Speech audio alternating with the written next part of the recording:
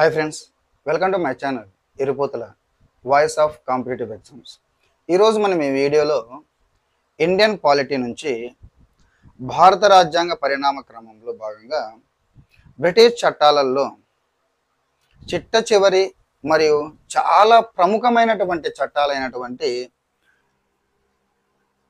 1919 భారత ప్రభుత్వ చట్టం, 1935 భారత ప్రభుత్వ చట్టాల గురించి మనము చెప్పుకున్నాం. మనం ఇప్పటి వరకు ప్రీవియస్ 2 క్లాసెస్ మనము బ్రిటిష్ చట్టాల గురించి మనం చెప్పుకున్నాం. చార్టర్ చట్టాల గురించి మనం చెప్పుకున్నాం, కౌన్సిల్ చట్టాల గురించి, 1858 భారత ప్రభుత్వ చట్టం గురించి మనం చెప్పుకున్నాం. ఆ అన్ని చట్టాలు ఒక ఎత్తు అయితే, ఈ యొక్క 1919 భారత ప్రభుత్వ చట్టము, 1935 భారత ప్రభుత్వ చట్టం ఒక ఎత్తు. ఎనీ కాంపిటేటివ్ ఎగ్జామ్లో constable, SI, group 1, group 2, any APPSC కావచ్చు, టీజీపీఎస్సి కావచ్చు, ఎనీ అదర్ కాంపిటేటివ్ ఎగ్జామ్స్ ఏవైనా కావచ్చు, 90% బ్రిటిష్ చట్టాలకు సంబంధించి భారత రాజ్యాంగ పరిణామ క్రమానికి సంబంధించినటువంటి రాజ్యాంగ సంస్కరణ మనం చూసుకున్నప్పుడు మ్యాక్సిమం 90% బిట్స్ మనకు ఈ 2 చట్టాల నుంచే వస్తాయి. కాబట్టి ఈ 2 చట్టాలు చాలా చాలా ఇంపార్టెంట్. అంటే మన భారత రాజ్యాంగాన్ని రచించారు కదా, భారత రాజ్యాంగాన్ని ప్రభావితం చేసినటువంటి చట్టాలుగా కూడా ఈ 2 చట్టాలు మనము చెప్పుకోవచ్చు. మరి ఇప్పుడు ఈ 2 చట్టాల గురించి చెప్పుకునే ముందర ప్రీవియస్ క్లాస్లో మనము చిట్ట చివరిగా 1909 కౌన్సిల్ చట్టము, దీన్నే మార్లే మింటో సంస్కరణలు అని కూడా అంటారని మనం చెప్పుకున్నాం. మరి 1919 కౌన్సిల్ చట్టం లేదా మార్లే మింటో సంస్కరణలు అమల్లోనికి వచ్చిన తర్వాత మనకు ఈ చట్టం రావడానికి ప్రముఖ కారణం ఏమిటి? 1905లో బెంగాల్ విభజన అని చెప్పుకున్నాం.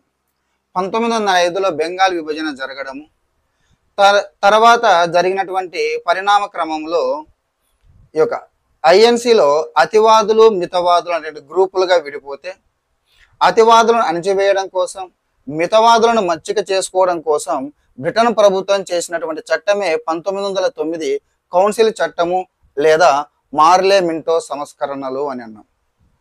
ఆ విధంగా బ్రిటిష్ ప్రభుత్వం ఏ చట్టాన్ని చేసినా కానీ భారతీయులకు సంబంధించి వారికి గుప్పెట్లో పెట్టుకోవడానికి, అప్పుడు జరిగినటువంటి పరిణామ క్రమాలకి అనుగుణంగా చట్టాలను చేస్తుందని కూడా మనం చెప్పుకున్నాం. మరి 1919 భారత ప్రభుత్వ చట్టం చేయడానికి ప్రధానమైన కారణాలలో ముఖ్య కారణం ఏమిటంటే, మనకు 1905లో బెంగాల్ విభజన తర్వాత అతివాదులు మితవాదులుగా విడిపోయినటువంటి జాతీయవాదులు తిరిగి మనకు 1916లో, ఇప్పుడు 1916 లక్నో సమావేశంలో ఈ అతివాదులు మితవాదులు మళ్ళీ కలిసిపోతారు. వారితో ముస్లిం లీగ్ కూడా కలుస్తుంది. సో అందరూ కలిసి భారతదేశ స్వాతంత్రం కోసం పోరాడడానికి సిద్ధమవుతారు. సో ఆ జాతీయవాదుల నుంచి వచ్చినటువంటి వ్యతిరేకతను అణిచివేయడం కోసం చేసినటువంటి చట్టమే 1919 భారత ప్రభుత్వ చట్టం అని చెప్పవచ్చు. 1919 భారత ప్రభుత్వ చట్టం. అయితే చట్టాన్ని చేయడానికి ముందు జరిగిన కొంచెం ఇంట్రడక్షన్ పార్ట్గా మనం చెప్పుకున్నట్లయితే, ఫస్ట్ మనకు బ్రిటన్ ప్రభుత్వం 1917 ఆగస్టు 20వ తారీఖున ఒక ప్రకటనను విడుదల చేస్తుంది.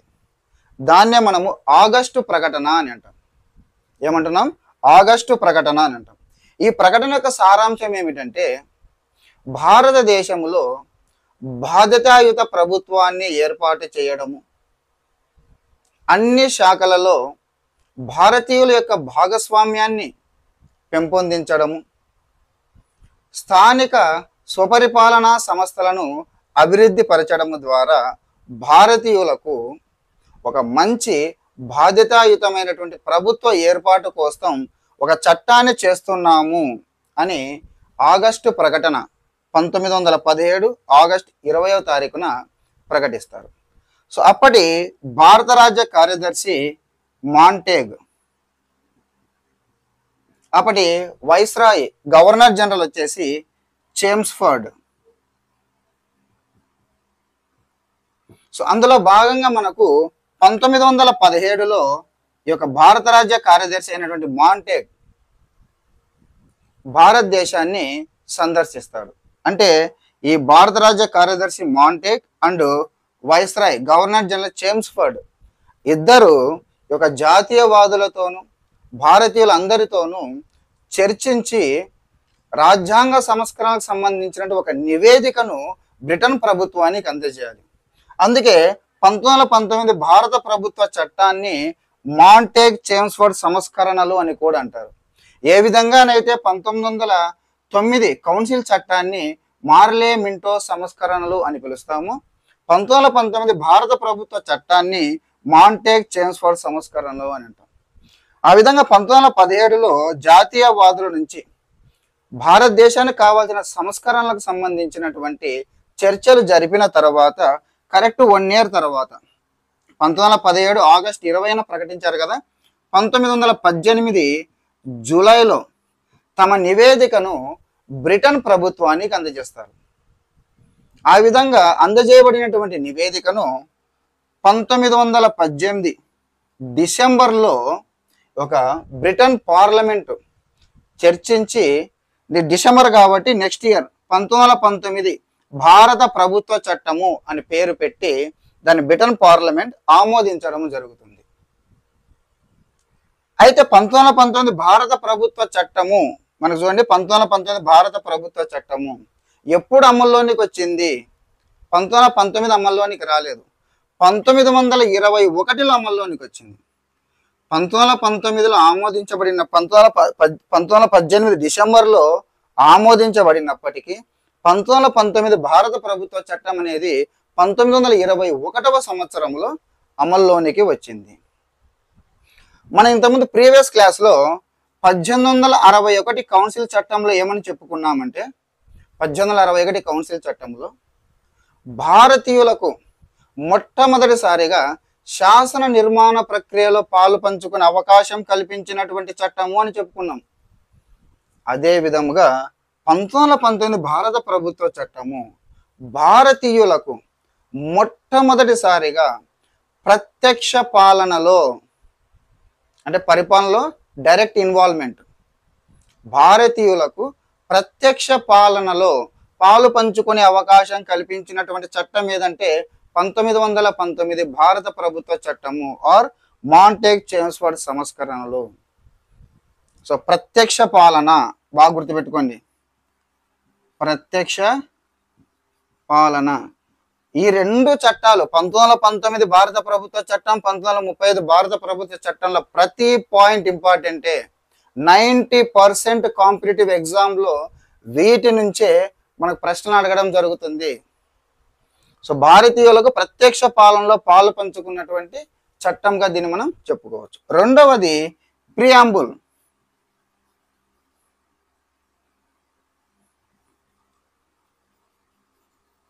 ప్రియాంబుల్ ప్రవేశిక. ఇప్పుడు మన భారత రాజ్యాంగాన్ని ప్రవేశిక లేదా పీఠిక అని అంటాం, ప్రియాంబుల్. సో ప్రవేశికను కలిగినటువంటి మొట్టమొదటి భారతీయ చట్టం ఏదంటే కన్నా 1919 భారత ప్రభుత్వ చట్టము. ప్రియాంబుల్ ప్రవేశిక. ఇప్పుడు కూడా మన భారత రాజ్యాంగాన్ని ప్రవేశిక మరియు పీఠిక అనేటటువంటిది ఉంది. అయితే బ్రిటిష్ చట్టాలలో, భారతదేశానికి సంబంధించినటువంటి బ్రిటిష్ చట్టాలలో ప్రవేశికను కలిగినటువంటి మొట్టమొదటి చట్టము 1919 భారత ప్రభుత్వ చట్టం. ఇప్పుడు మనము ఈ యొక్క 1919 భారత ప్రభుత్వ ఇంట్రడక్షన్ చెప్పుకున్నాము. ఇందులో ఉన్నటువంటి ప్రధానమైనటువంటి అంటే ముఖ్యాంశాలు ఏమేమిటి పొందుపరిచారు అనే విషయాన్ని మనము తెలుసుకుందాం. సో 1919 భారత ప్రభుత్వ చట్టం, దీన్ని మనం ఏమంటున్నాము? మాంటేగ్ చేమ్స్ఫర్డ్ సంస్కరణలు అని అంటున్నాం. నేను మళ్ళీ చెప్తున్నాను చూడండి, ఈ రెండు చట్టాల్లో ఉన్న ప్రతి పాయింట్ కూడా వెరీ వెరీ ఇంపార్టెంట్. మరి 1919 భారత ప్రభుత్వ చట్టం మాంటేగ్ చేమ్స్ఫర్డ్ సంస్కరణలో ప్రధానమైన అంశాలలో మొట్టమొదటి అంశం మనము పార్లమెంటరీ వ్యవస్థ. పార్లమెంటరీ వ్యవస్థ.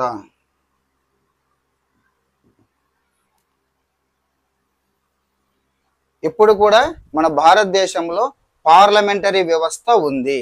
భారతదేశంలో మొట్టమొదటిసారిగా పార్లమెంటరీ వ్యవస్థని తీసుకొచ్చినటువంటి చట్టం 1919 భారత ప్రభుత్వ చట్టం. పార్లమెంటరీ వ్యవస్థ అంటే ద్విసభా విధానం. పార్లమెంటరీ వ్యవస్థ అంటే ఏంది? ద్విసభా విధానం. ఇప్పుడు కూడా మనకు ద్విసభ, రెండు సభలు ఉన్నాయి. లోక్సభ ఉంది, రాజ్యసభ ఉంది. దిగువ సభ మరియు ఎగువ సభ అని అంటారు. మొట్టమొదటిసారిగా 1919 భారత ప్రభుత్వ చట్టం ఎప్పుడు అమల్లోనికి వచ్చింది? 1921 అమల్లోనికి వచ్చింది.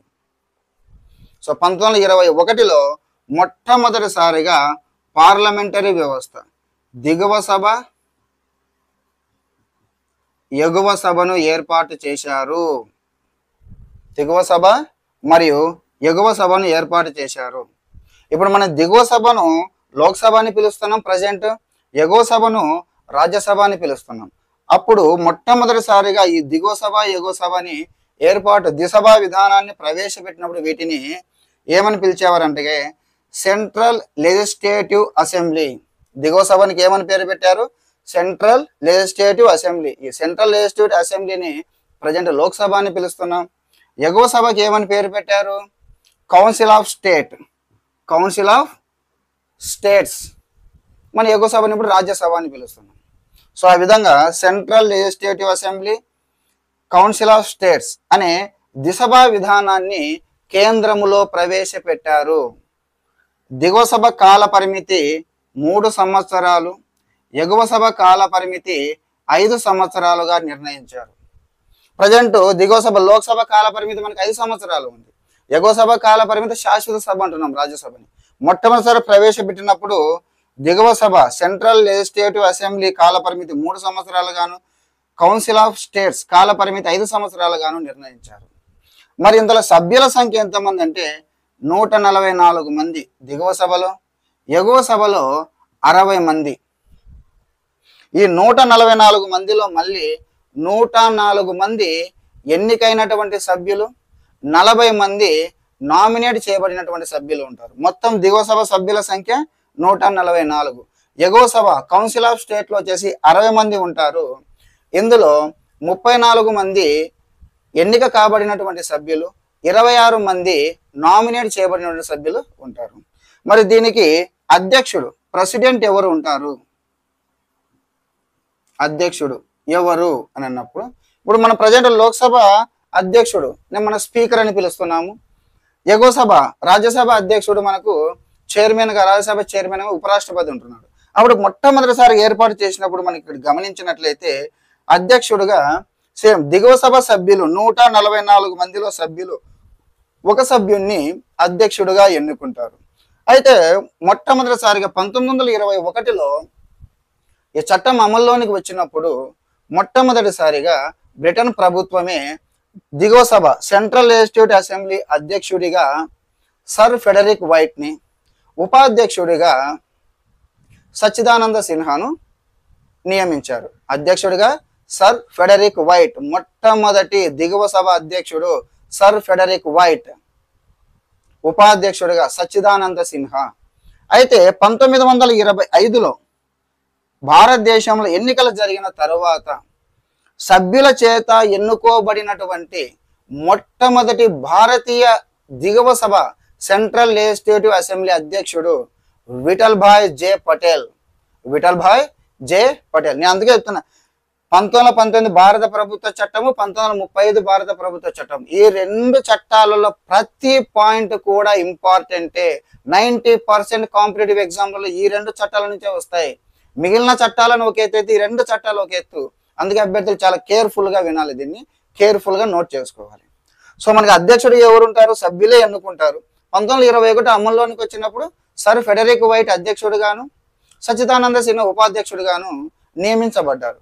అయితే 1925లో ఎన్నికలు జరిగిన తర్వాత సభ్యుల చేత ఎన్నుకోబడిన మొట్టమొదటి అధ్యక్షుడు ఎవరంటే విఠల్ భాయ్ జే పటేల్. ఇక ఎగువ సభ కౌన్సిల్ ఆఫ్ స్టేట్స్ అధ్యక్షుడిగా ఇప్పుడు ఎలాగైతే ఉపరాష్ట్రపతి మనకు రాజ్యసభ చైర్మన్ గా ఉంటాడో అప్పుడు గవర్నర్ జనరల్ దీనికి ఎక్స్ అఫిషియో అధ్యక్షుడిగా, ఎక్స్ అఫిషియో చైర్మన్గా వ్యవహరిస్తారు. ఆ విధంగా కేంద్రంలో మొట్టమొదటిసారిగా పార్లమెంటరీ వ్యవస్థను ఏర్పాటు చేశారు. ఇక రెండవ పాయింట్, ద్వంద్వ పాలన, దీని ఇంగ్లీష్లో డయార్కీ అని అంటారు. ద్వంద్వ పాలన. రాష్ట్రాలలో కేంద్రంలో పార్లమెంటరీ వ్యవస్థను ఏర్పాటు చేస్తే రాష్ట్రాలలో ద్వంద్వ పాలనను ప్రవేశపెట్టారు. అంటే పాలనా విభాగాన్ని మనకు రెండు రకాలుగా, ఇక్కడ ఏ విధంగా అయితే ద్విసభా పద్ధతి, దిగువ సభ ఎగువ సభ అయితే ఉందో, ఇక్కడ పాలనాంశాలను రెండుగా విభజించారు. అవి రిజర్వ్డ్ అంశాలు, రెండోది రిజర్వ్డ్ అంశాలు, రెండోది ట్రాన్స్ఫర్డ్ అంశాలు. రిజర్వ్డ్ అంశాలు, ట్రాన్స్ఫర్డ్ అంశాలు అని రెండుగా విభజించారు. ఈ యొక్క రిజర్వ్డ్ అంశాలను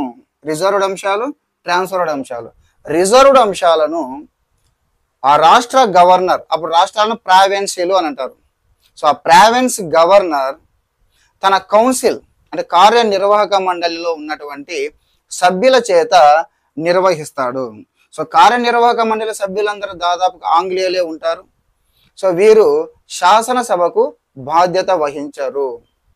అదే ట్రాన్స్ఫర్డ్ అంశాలను మనం తీసుకున్నప్పుడు రాష్ట్రాల్లో శాసనసభలకు ఎన్నికైనటువంటి సభ్యుల నుండి ఒక మంత్రి మండలిని ఏర్పాటు చేసి ఆ మంత్రి మండలి ద్వారా ఆ రాష్ట్ర గవర్నర్ ఈ యొక్క ట్రాన్స్ఫర్డ్ అంశాలను నిర్వహిస్తాడు. సో మంత్రి మండలి శాసనసభకు సంబంధించినటువంటి సభ్యులే కాబట్టి వీరు శాసనసభకు బాధ్యత వహిస్తారు.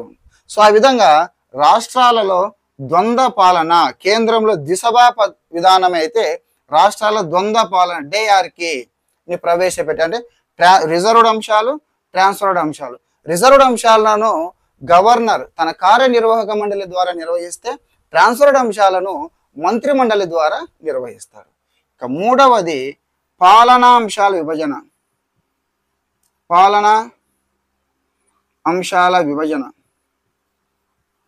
మూడవది పాలనా అంశాలు. పాలనా అంశాలను రెండుగా విభజించారు. కేంద్ర జాబితా,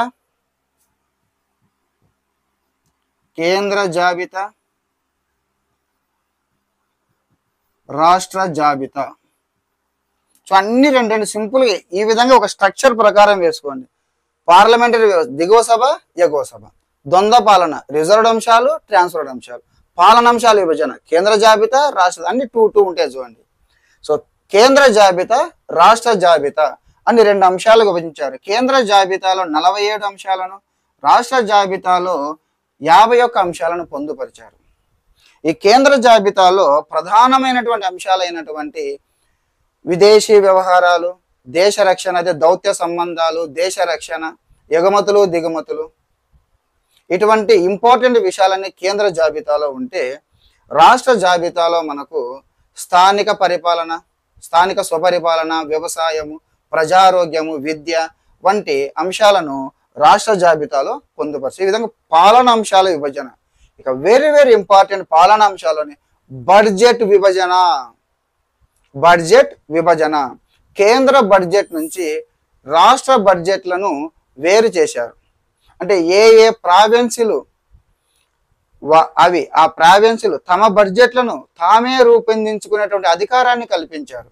కేంద్ర బడ్జెట్ నుంచి ప్రావిన్సీ రాష్ట్ర బడ్జెట్ను వేరు చేశారు. ఏ రాష్ట్రము తమ బడ్జెట్ను తామే రూపొందించుకునేటటువంటి అధికారాన్ని కల్పించారు. అయితే కేంద్ర రాష్ట్రాల మధ్య తగాదాలు కావచ్చు, రాష్ట్రాలు అంటే అంతర్రాష్ట్ర తగాదాలు కావచ్చు, వీటిని పరిష్కరించేటటువంటి అధికారాన్ని గవర్నర్ జనరల్ వైస్రాయ్కి అప్పచెప్పారు. అందుకే చూడండి ప్రతి పాయింట్ కూడా ఇంపార్టెంట్, చూడండి నోట్ చేసుకోవాలి, ప్రతి పాయింట్ కూడా నోట్ చేసుకోవాలి. మిగిలిన చట్టాలన్నీ ఒక ఎత్తు, ఈ రెండు 1919, 1935 ఈ రెండు చట్టాలు మాత్రం వెరీ వెరీ ఇంపార్టెంట్, ప్రతి పాయింట్ కూడా ఇంపార్టెంట్.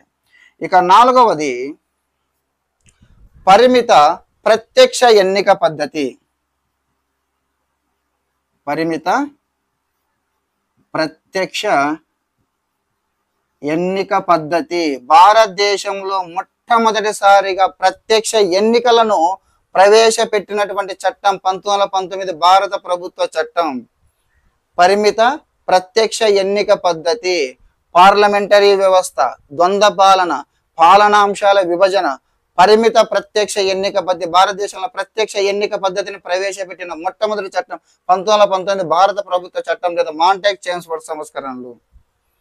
ఆస్తి పన్ను చెల్లింపు విద్యా ప్రాతిపదికన, ఆస్తి పన్ను చెల్లింపు విద్యా ప్రాతిపదికన ఓటు వేసేటటువంటి హక్కును కల్పించారు భారతీయులకు. సో ఓటు హక్కు అనేది వచ్చింది 1919 భారత ప్రభుత్వ చట్టం ద్వారా భారతీయులకు ఓటు హక్కు వచ్చింది. ఆస్తి పన్ను చెల్లింపు విద్యా ప్రాతిపదికన భారతీయులకు ఓటు వేసేటువంటి హక్కును కల్పించారు. మహిళలకు ఓటు హక్కును కల్పించినటువంటి చట్టం 1919 భారత ప్రభుత్వ చట్టం. మహిళలకు ఓటు హక్కును కల్పించారు. ఇంకా మనకు 1909 కౌన్సిల్ చట్టం, ఇది మార్లే మింటో సంస్కరణలు మనం చెప్పుకున్నాం. ముస్లింలకు ప్రత్యేక నియోజకవర్గాలను కేటాయించారని, అందుకే మింటోని ఒక ప్రత్యేక నియోజకవర్గాల పితామహుడిగా వివరణిస్తాడని మనం చెప్పుకున్నాం. ఇక్కడ దాన్ని ఎక్స్టెన్షన్ చేశారు. మనకు హిందువులు ముస్లింల తర్వాత ప్రాబల్యం ఉన్నటువంటి వర్గం సిక్కులు. సిక్కులకు, క్రిస్టియన్లకి, ఆంగ్లో ఇండియన్స్కి, యూరోపియన్స్కి వీరికి కూడా ప్రత్యేక నియోజకవర్గాలను కేటాయించారు. తద్వారా మత ప్రాతిపదికని విస్తృతపరిచారు. సో ఇది పరిమిత ప్రత్యక్ష ఎన్నిక పద్ధతి. ఇక 5వది ఏర్పాటు. ఏం ఏర్పాటు చేశారు? కొన్ని సంస్థలను సపరేట్గా భారతదేశం కోసం ఏర్పాటు చేశారు. ఇప్పటి వరకు ఈ చట్టం రాకపూర్వం వరకు మనకు భారతదేశ వ్యవహారాలను చూసుకోవడానికి బ్రిటన్ క్యాబినెట్లో ఉన్నటువంటి ఒక మంత్రి భారత రాజ్య కార్యదర్శి అని అంటాం, సెక్రటరీ ఆఫ్ స్టేట్ అంటే మొత్తం అతనే చూసుకునేటువంటి. అయితే అతని నుంచి కొన్ని విధులను సపరేట్ చేసి లండన్లో భారత హై కమిషనర్ కార్యాలయాన్ని ఏర్పాటు చేశారు. భారత హై కమిషనర్ కార్యాలయాన్ని ఏర్పాటు చేసి అందులో ఒక హై కమిషనర్ని నియమించారు. నెంబర్ 1 భారత హై కమిషనర్ కార్యాలయం ఏర్పాటు. 2వది భారతదేశానికి సంబంధించి సపరేట్గా ఆడిటర్ జనరల్ని ఏర్పాటు చేశారు. ఇక వెరీ వెరీ ఇంపార్టెంట్, భారతదేశంలో 1926లో వెరీ వెరీ ఇంపార్టెంట్, భారతదేశం సంబంధించి సపరేట్గా సివిల్ సర్వీసెస్లకు సంబంధించి కేంద్ర పబ్లిక్ సర్వీస్ కమిషన్ ఏర్పాటు. ఇప్పుడు మనకి యూపీఎస్సీ ఉంది, యూనియన్ పబ్లిక్ సర్వీస్ కమిషన్. భారతదేశంలో మొట్టమొదటిసారిగా సివిల్ సర్వీసెస్లకు సంబంధించి 1926లో కేంద్ర పబ్లిక్ సర్వీస్ కమిషన్ని భారతదేశానికి సపరేట్గా అప్పటి వరకు మనకు బ్రిటన్లో జరిగేవన్నీ కూడా, కానీ ఇక్కడ భారతదేశానికి సపరేట్గా కేంద్ర పబ్లిక్ సర్వీస్ కమిషన్ ఏర్పాటు. లీ కమిషన్ సిఫార్సుల మేరకు, ఇది కూడా ఇంపార్టెంట్ చూడండి, లీ కమిషన్ సిఫార్సుల మేరకు భారతదేశానికి సపరేట్గా కేంద్ర పబ్లిక్ సర్వీస్ కమిషన్ ఏర్పాటు చేశారు. ఇక 4వది ఈ గవర్నర్ జనరల్ కౌన్సిల్ ఉంది. గవర్నర్ జనరల్ కౌన్సిల్లో మొత్తం కార్యనిర్వాహక మండలి. ఈ గవర్నర్ జనరల్ కౌన్సిల్ 6 సభ్యులలో 3 సభ్యులు భారతీయులకు, అంటే 3 సభ్యులు భారతీయులకు అవకాశం కల్పించారు. ఇది మనకు 1919 భారత ప్రభుత్వ చట్టంలో ఉన్నటువంటి ప్రధానమైనటువంటి అంశాలు. దీన్ని మాంటేగ్ చేమ్స్ఫోర్డ్ సంస్కరణలు అని అంటారని. 1921 అమల్లోనికి వచ్చింది. పార్లమెంటరీ వ్యవస్థ, ద్విసభా పద్ధతి ఏర్పాటు కేంద్రంలో, రాష్ట్రాల్లో ద్వంద్వ పాలన డయార్కీ ఏర్పాటు, పాలనాంశాల విభజన, తర్వాత పరిమిత ప్రత్యక్ష ఎన్నిక పద్ధతి, తర్వాత కొన్ని సంస్థలను ఏర్పాటు చేశారు. నెక్స్ట్ 1935 భారత ప్రభుత్వ చట్టం. నెక్స్ట్ మనము ఈ 1935 భారత ప్రభుత్వ చట్టానికి చెప్పుకోవడానికి ముందు భారతదేశంలో జరిగిన కొన్ని పరిణామాల గురించి మనం ఇక్కడ చెప్పుకోవాలి. మనకు 1919 భారత ప్రభుత్వ చట్టాన్ని ఏర్పాటు చేసినప్పుడే, ఈ 1919 భారత ప్రభుత్వ చట్టాన్ని చేసినప్పుడే బ్రిటన్ ప్రభుత్వము ఒక ప్రామిస్ చేస్తుంది. 10 సంవత్సరాల తర్వాత, ఈ యొక్క చట్టం అమల్లోనికి వచ్చినటువంటి 10 years తర్వాత ఇక చట్టం యొక్క ఫలితాలు ఏ విధంగా ఉన్నాయి, దేశంలో ఎలా నిర్వహించబడుతుంది, ఏమైనా మార్పులు జరిగాయి, వీటన్నిటికి సంబంధించి ఒక నివేదికను రూపొందించడానికి ఒక చట్టబద్ధమైనటువంటి కమిషన్ ఏర్పాటు చేస్తాము. 10 years తర్వాత ఒక చట్టబద్ధమైనటువంటి కమిషన్ ఏర్పాటు చేస్తామని ప్రామిస్ చేస్తుంది. అయితే కొన్ని అనివార్య కారణాల వలన మనకు 1924లోనే ముద్దిమాన్ కమిటీ మీరు ఇక్కడ గమనించవలసినటువంటి విషయం ఏమిటంటే, అభ్యర్థులందరూ కూడా బ్రిటన్ ప్రభుత్వం ఏర్పాటు చేసే ప్రతి కమిటీకి ఆ యొక్క చైర్మన్ లేదా దానికి ఉన్నటువంటి అధ్యక్షుడు, ఆ అధ్యక్షుడి పేరు మీద ఆ కమిటీని పిలుస్తాం. దానికి ఒరిజినల్ పేరు వేరే ఉంటుంది. దీనికి ముద్దిమాన్ కమిటీ, ముద్దిమాన్ అధ్యక్షతను ఏర్పడింది కాబట్టి దీన్ని ముద్దిమాన్ కమిటీ అని అంటున్నాం. యాక్చువల్గా దీని అసలు పేరు reforms enquiry committee, REC, reforms enquiry committee. సంస్కరణలు ఎంక్వైరీ చేయడానికి వచ్చినటువంటి కమిటీ రిఫార్మ్స్ ఎంక్వైరీ కమిటీ అని అంటారు. సో 1924లో మనకు ముద్దిమాన్ కమిటీని ఏర్పాటు చేస్తుంది. ఈ ముద్దిమాన్ కమిటీ 2 గ్రూపులుగా విడిపోయి 2 నివేదికలను సమర్పిస్తుంది. సో దీనిని బ్రిటన్ ప్రభుత్వం తిరస్కరిస్తుంది ఆ యొక్క నివేదికను. మళ్ళీ 1927లో సైమన్ కమిషన్. సో ఈ కమిషన్కి సర్ జాన్ సైమన్ అధ్యక్షుడు కాబట్టి దీన్ని సైమన్ కమిషన్ అంటున్నాం. దీని యాక్చువల్ పేరు వచ్చేసి రాయల్ కమిషన్. దీన్ని వైట్ కమిషన్ అని కూడా అంటారు. ఎందుకంటే దీంట్లో సైమన్ కమిషన్లో ఉన్నటువంటి సభ్యులందరూ కూడా ఆంగ్లేయులే. ముద్దిమాన్ కమిటీలో భారతీయులు, ఆంగ్లేయులు ఉన్నారు. కానీ సైమన్ కమిషన్లో కంప్లీట్గా ఆంగ్లేయులే. రాయల్ కమిషన్ లేదా వైట్ కమిషన్ అంటున్నాము. సో ఈ సైమన్ కమిషన్కి వచ్చేసి అది కూడా ఒక నివేదికను సమర్పిస్తుంది బ్రిటన్ ప్రభుత్వాన్ని. ఈ నివేదికను కూడా ఇది హోల్డ్లో ఉంచుతుంది, బ్రిటన్ ప్రభుత్వం హోల్డ్లో ఉంటుంది. అదేవిధంగా 1927లోనే బట్లర్ కమిటీ,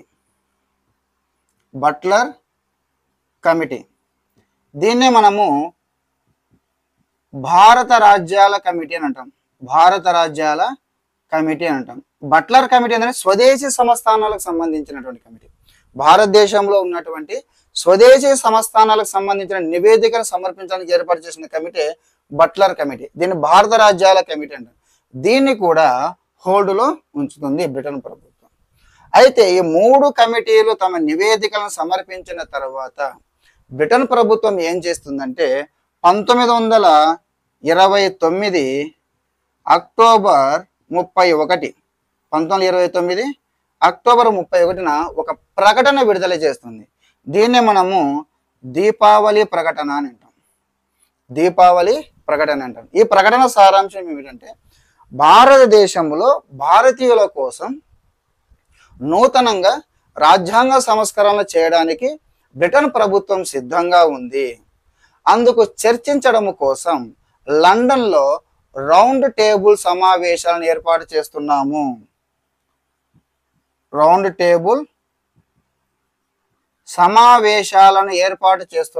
అందుకు భారతీయులు, జాతీయవాదులు వచ్చి మాతో చర్చించండి అన్నది దీపావళి ప్రకటన యొక్క సారాంశం. సో అందులో భాగంగా మనకు మొత్తం 3 రౌండ్ టేబుల్ సమావేశాలు జరుగుతాయి. రౌండ్ టేబుల్ సమావేశాలకు సంబంధించి ఒక కోడ్ను గుర్తుంచుకుంటే మీకు పర్మనెంట్గా అది అలాగే గుర్తుండిపోతుంది. దాన్ని మనం 2-3 సార్లు అలాగ మనన చేసుకుంటూ ఉన్నామంటే కానీ ఈజీగా గుర్తుంటుంది. 3 రౌండ్ టేబుల్ సమావేశాలు ఎప్పటి నుంచి 1930 నుంచి 1932 వరకు 3 రౌండ్ టేబుల్ సమావేశాలు జరుగుతాయి. 30, 31, 31, 32, 30, 31, 32 మొత్తం 3 రౌండ్ టేబుల్ సమావేశాలు జరుగుతాయి. 1, 2, 3. దీని కోడ్ వచ్చేసి నజ సెడి నడి అని గుర్తుపెట్టుకోండి. 12, 19, 7, 1, 17, 24. ఇది కంపల్సరీ గుర్తుంచుకోండి. ఎప్పటికైనా రౌండ్ టేబుల్ సమావేశాలు చాలా సార్లు అడిగారు. దీన్ని పర్మనెంట్ గుర్తుంచుకుంటే మనకు సరిపోతుంది. సింపుల్గా ఏం లేదండి. ఇక్కడ 1930 నవంబర్ 12 నుంచి 1931 జనవరి 19 వరకు మొదటి రౌండ్ టేబుల్ సమావేశం జరిగింది. 1931 సెప్టెంబర్ 7 నుంచి డిసెంబర్ 1 వరకు రెండవ రౌండ్ టేబుల్ సమావేశం జరిగింది. 1932 నవంబర్ 17 నుంచి డిసెంబర్ 24 వరకు మూడవ రౌండ్ టేబుల్ సమావేశం జరిగింది. ఇది ఇయర్, ఇది మంత్, ఇది డేట్. సో ఈ విధంగా ఈ రౌండ్ టేబుల్ సమావేశాలు జరిగిన తర్వాత చివరికి బ్రిటన్ ప్రభుత్వము 1935లో మనకు 1935 భారత ప్రభుత్వ చట్టాన్ని తీసుకురావడం జరిగింది. 1935 భారత ప్రభుత్వ చట్టాన్ని తీసుకురావడం జరిగింది. సో ఈ రౌండ్ టేబుల్ సమావేశాలు జరిగిన తర్వాత బ్రిటన్ ప్రభుత్వము 1935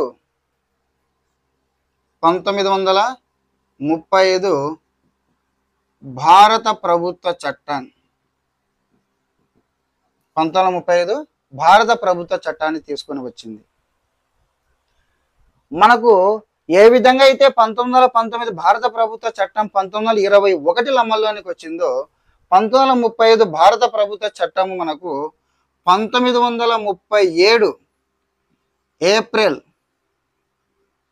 1వ తారీఖున అమల్లోనికి వచ్చింది. మనకు 1935 భారత ప్రభుత్వ చట్టం, కానీ 1935 అమల్లోనికి రాలేదు.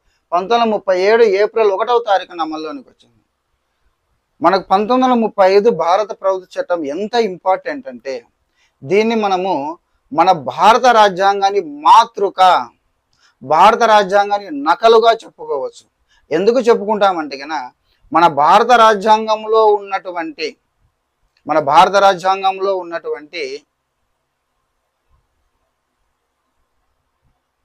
దాదాపుగా 250 అంశాలను ఈ యొక్క మన 1935 భారత ప్రభుత్వ చట్టం నుంచే గ్రహించాము.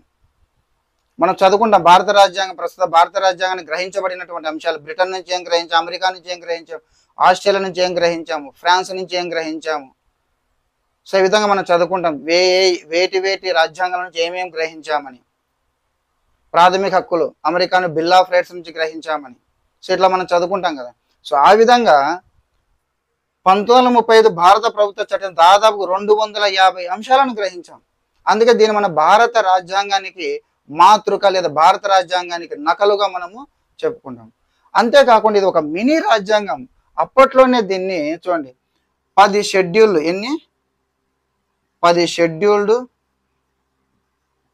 321 ఆర్టికల్స్ కలిగి ఉంది. ఇది 10 షెడ్యూళ్లను 321 ఆర్టికల్స్తో తయారు చేయబడినటువంటి చట్టం ఇది 1935 భారత ప్రభుత్వ చట్టం. అందుకే ఒక మినీ రాజ్యాంగంగా మనం దీన్ని చెప్పుకుంటాం.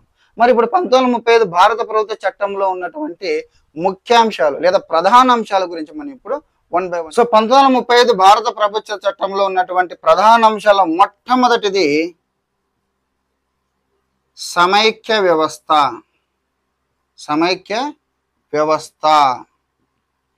భారతదేశంలో ఒక సమైక్య వ్యవస్థను ఏర్పాటు చేయాలి. ఇప్పుడు ఎలాగైతే మన దేశంలో రాష్ట్రాలు మరి కేంద్రపాలిత ప్రాంతాలు ఉన్నాయో అప్పుడు అదే విధముగా 11 బ్రిటిష్ గవర్నర్ ప్రావిన్సీలు, 6 చీఫ్ కమిషనర్ల ప్రావిన్సీలు.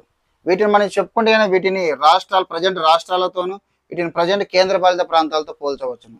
సో 11 గవర్నర్ ప్రావిన్సీలు, 6 చీఫ్ కమిషనర్ ప్రావిన్సీలు ఉండేవి.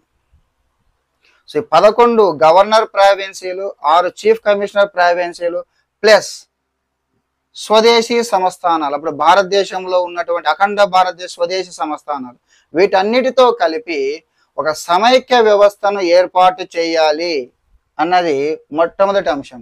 కాకపోతే ఈ స్వదేశీ సంస్థానాలు ఇందులో జాయిన్ కాకపోవడం వలన అది నెరవేరలేదని చెప్పవచ్చు.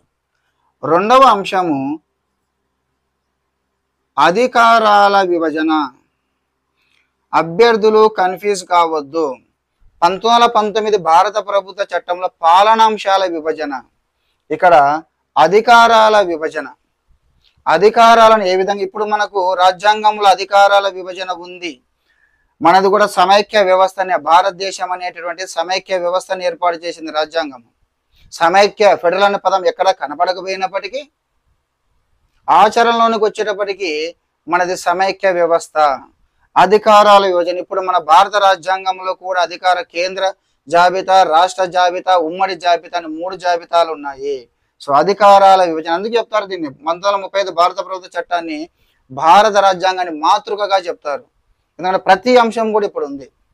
సో ఇందులో అధికారాల విభజనలో ఫెడరల్ జాబితా 59 అంశాలు, ప్రావిన్షియల్ జాబితా, రాష్ట్రం ప్రావిన్షియల్, ఫెడరల్ అంటే కనుక కేంద్ర జాబితా, ఫెడరల్ జాబితా, ప్రావిన్షియల్ జాబితాలో 54 అంశాలు, ఉమ్మడి జాబితాలో ఒక 36 అంశాలను పొందుపరిచారు. సో అధికారాల పాలనాంశాల విభజన అంటే గిన 1919 భారత ప్రభుత్వ చట్టం, అధికారాల విభజన అంటే గిన 1935 భారత ప్రభుత్వ చట్టం. అభ్యర్థులు కన్ఫ్యూజ్ కావద్దు.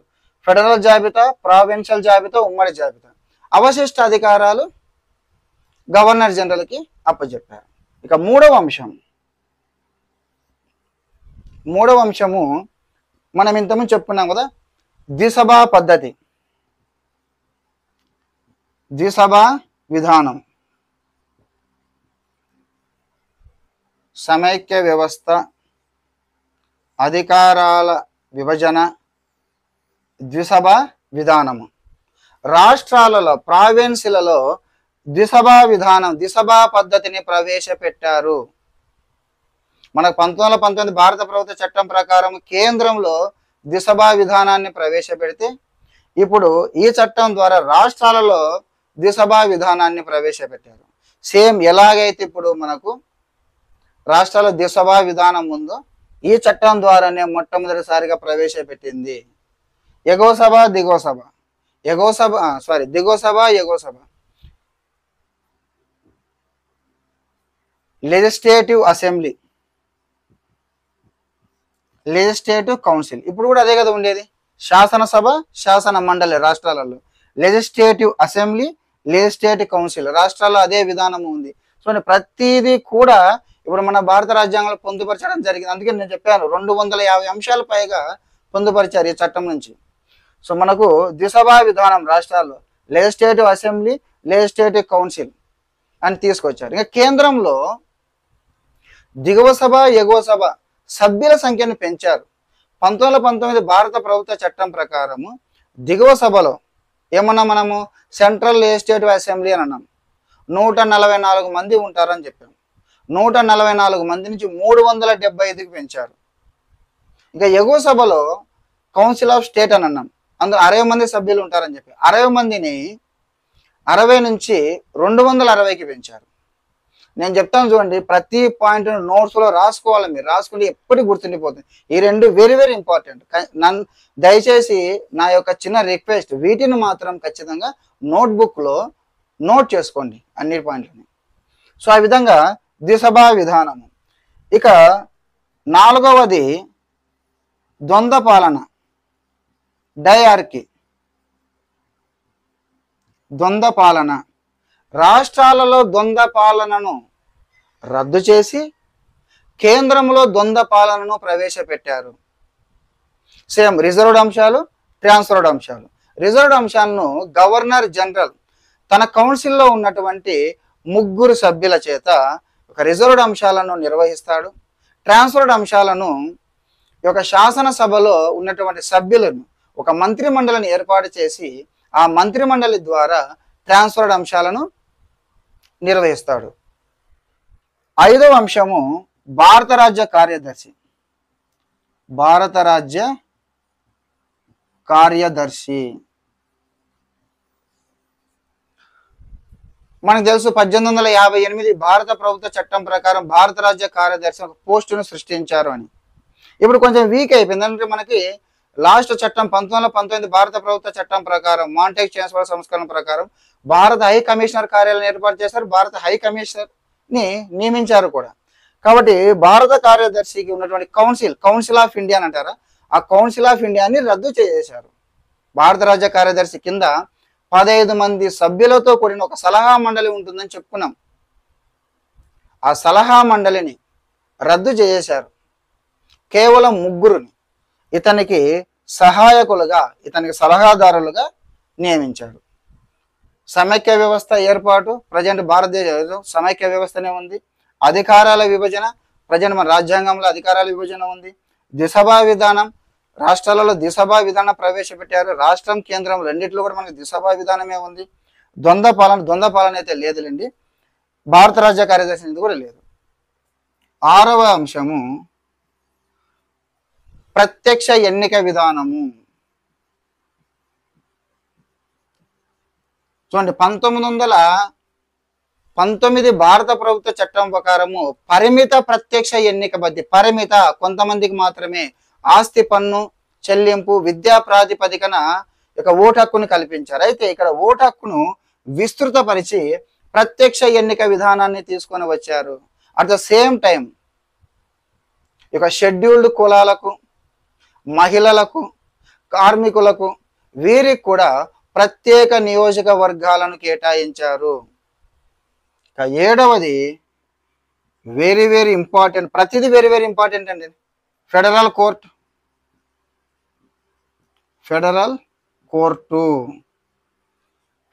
కోర్టును ఏర్పాటు చేశారు.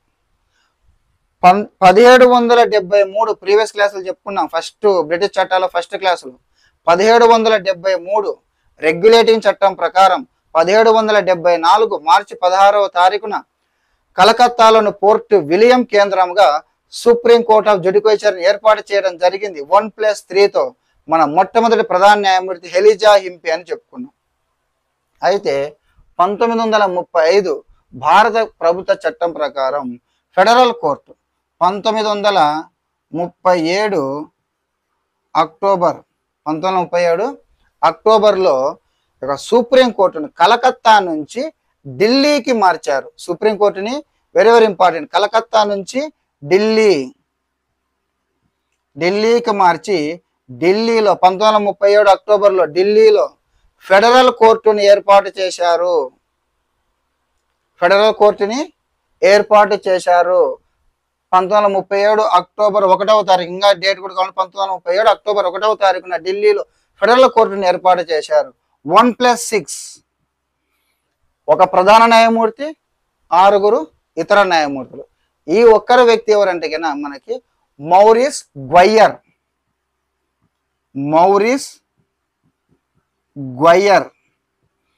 సో 1773 రెగ్యులేటింగ్ చట్టం ప్రకారం ఏర్పడిన సుప్రీంకోర్టు మొట్టమొదటి ప్రధాన న్యాయమూర్తి ఎలిజా హింపీ. 1935 భారత ప్రభుత్వ చట్టం ప్రకారం ఢిల్లీలో ఏర్పడిన ఫెడరల్ కోర్టు ఎప్పుడు మార్చబడింది? సుప్రీంకోర్టు కలకత్తా నుంచి ఢిల్లీకి 1937 అక్టోబర్ 1వ తారీఖున మార్చబడింది. మొట్టమొదటి ప్రధాన న్యాయమూర్తి మౌరిస్ గ్వయ్యర్. అదేవిధంగా 1937లో రిజర్వ్ బ్యాంక్ ఆఫ్ ఇండియా, ఇప్పుడు కూడా ఉంది కదా రిజర్వ్ బ్యాంక్ ఆఫ్ ఇండియా ఏర్పాటు. ఫెడరల్ కోర్టు, సుప్రీంకోర్టు ఇప్పుడు కూడా ఢిల్లీలో ఉంది కదా. సమైక్య వ్యవస్థ ఉంది ఇప్పటికీ, అధికారాల విభజన ఉంది ఇప్పటికీ, దిశభా విధానం ఉంది, ఫెడరల్ కోర్టు ఉంది, ప్రత్యక్ష ఎన్నిక పద్ధతి ఉంది, తర్వాత రిజర్వ్ బ్యాంక్ ఆఫ్ ఇండియా ఉంది. అందుకే దీన్ని మనము భారత రాజ్యాంగానికి మాతృక, భారత రాజ్యాంగానికి నకలు, దాదాపు 250 అంశాలను గ్రహించాం దీని నుంచి మనము. సో ఫెడరల్ కోర్టు ఏర్పాటు and reserve bank of India ఏర్పాటు. దీనితో పాటు కేంద్ర పబ్లిక్ సర్వీస్ కమిషన్ ఏర్పాటు చేశారు. ప్రీవియస్ చట్టం 1919 భారత ప్రభుత్వ చట్టం. రాష్ట్ర public service commission, provincial public service commission కూడా ఏర్పాటు చేశారు. జాయింట్ పబ్లిక్ సర్వీస్ కమిషన్ కూడా ఏర్పాటు చేశారు. 8వ అంశము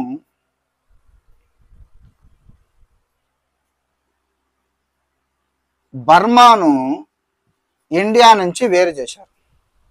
బర్మాను ఇండియా నుంచి వేరు, ప్రజెంట్ మనం దాన్ని మయన్మార్ అని పిలుస్తున్నాం. బర్మాను ఇండియా నుంచి వేరు చేశారు. కొత్తగా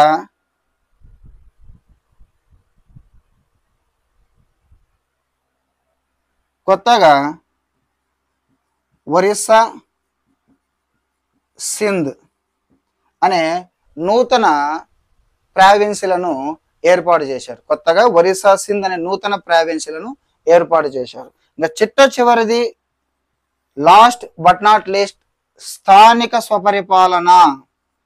స్థానిక స్వపరిపాలన.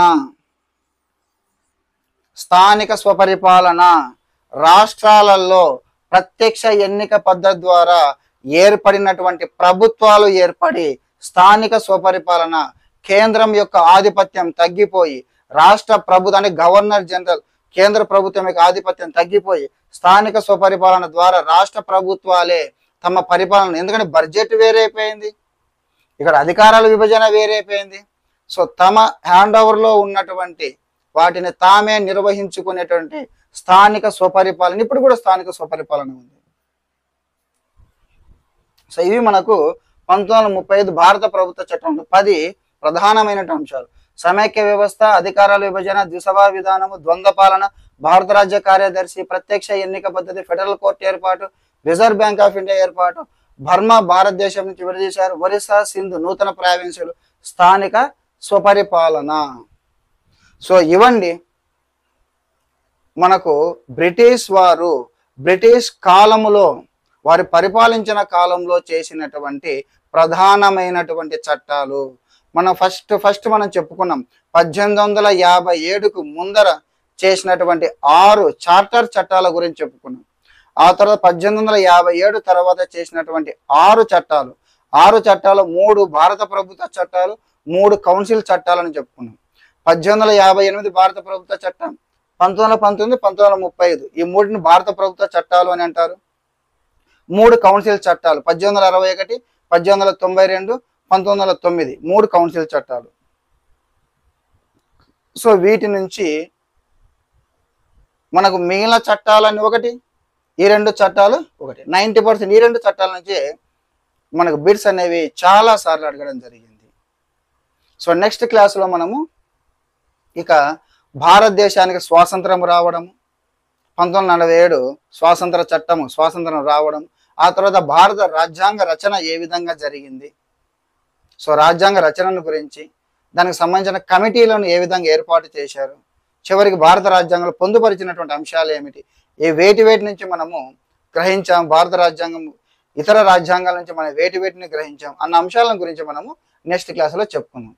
ఓకే ఫ్రెండ్స్, ఈ క్లాస్ మీకు నచ్చినట్లయితే కనుక ఖచ్చితంగా లైక్ చేయండి, షేర్ చేయండి. ఇటువంటి సబ్జెక్ట్ అనాలిసిస్ సంబంధించిన మరిన్ని వీడియోలు చూడాలనుకుంటే కొత్తగా చూసేటటువంటి అభ్యర్థులు ఖచ్చితంగా నా ఛానల్ని సబ్స్క్రైబ్ చేయండి. All the best friends.